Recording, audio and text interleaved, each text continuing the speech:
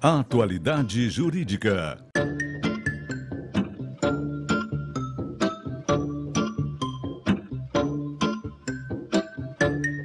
Com Odilon Garcia Júnior e Ivone Garcia.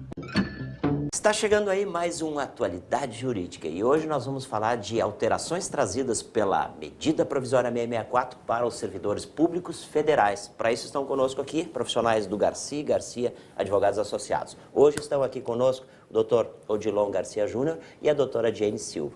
Doutor, pode abrir, por favor, esse nosso quadro, já fazendo uma bela consideração, não? Obrigado, Guaraci, pelo convite. Só para relembrar, então, nós já abordamos aqui no teu programa a questão da pensão por morte, das alterações que vieram para a pensão por morte, no regime geral da Previdência Social, em relação ao INSS. Hoje, especificamente aqui, o tema é a pensão por morte, mas para os servidores públicos federais. E para isso a gente vai contar com o conhecimento da doutora Jane Silva. Que bom. Seja bem-vinda, doutora. O que mudou na pensão por morte nesse caso aí, doutora? A primeira modificação que nos chama a atenção na pensão por morte é a instituição de um prazo de carência. Anteriormente, para os servidores públicos federais não era previsto nenhuma carência para ser concedida a pensão. Hoje, através da medida provisória, nós vamos ter uma carência de 18 contribuições mensais. E também é importante ressaltar que a redação original da medida provisória, ela previa uma carência de 24 contribuições mensais. Recentemente, agora dia 5 de maio, a Comissão Especial Mista do Congresso reavaliou a medida provisória e diminuiu essa carência de 24 contribuições para 18 contribuições mensais. Agora, o texto vai seguir para aprovação da Câmara e do Senado. Ou não. Como ficaram as regras de divisão da pensão entre os beneficiários? Houve uma mudança bem significativa na estruturação da divisão da pensão entre os beneficiários. Anteriormente, as pensões eram divididas entre beneficiários vitalícios e beneficiários temporários. Agora não existe mais essa divisão. Nós temos apenas a categoria de beneficiários que vão ser divididos os benefícios em cotas igualitárias. E mãe e pai que comprovem a dependência econômica ainda são beneficiários?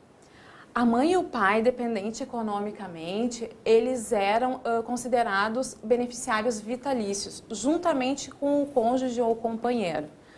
Como nós não temos mais essa classificação de vitalício, esse pai e essa mãe só vão ser considerados beneficiários caso não tenha cônjuge, companheiro e nem filhos. Doutora, e como fica a questão do menor sob guarda? A legislação, através da MP, ela deixou de equiparar o menor sob guarda ao filho do servidor, porque a legislação, na redação original, ela previa essa equiparação. Então, agora nós ficamos com uma lacuna, porque não tem essa equiparação. O STJ, ele entende que o menor sob guarda, ele possui os mesmos direitos previdenciários que o menor tutelado.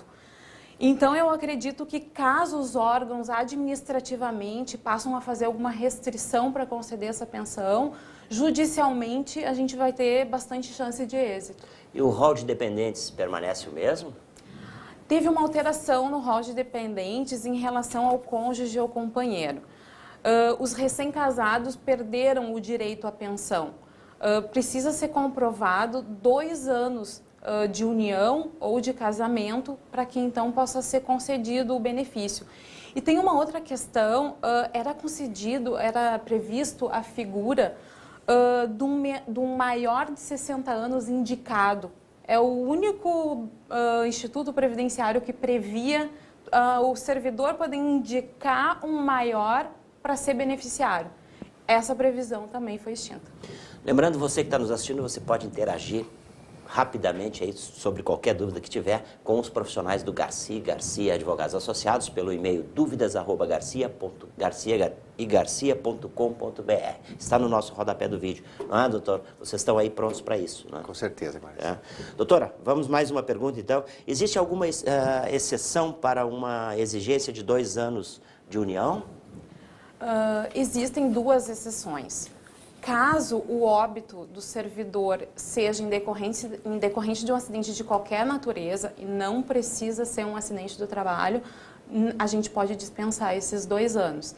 E a outra questão é se o cônjuge ele for considerado inválido por doença ou acidente de qualquer natureza ocorrida depois do casamento e anteriormente ao óbito. Doutora, e qual é o tempo de duração da pensão por morte? Bom, nessa questão nós tivemos uma modificação bem significativa. Anteriormente, os benefícios de pensão por morte eles eram todos vitalícios.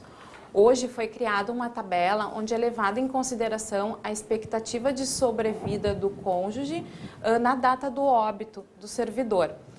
Então, nessa tabela, se a expectativa de sobrevida do cônjuge for de até menor do que 35 anos, ela vai ser vitalícia. Se for maior do que 35 anos, ela já não é mais vitalícia e vai obedecer à ordem prevista nessa tabela. E ainda é permitido receber mais de uma pensão? As restrições que haviam para acumulação da pensão, elas permanecem as mesmas, mas foi instituído mais uma restrição.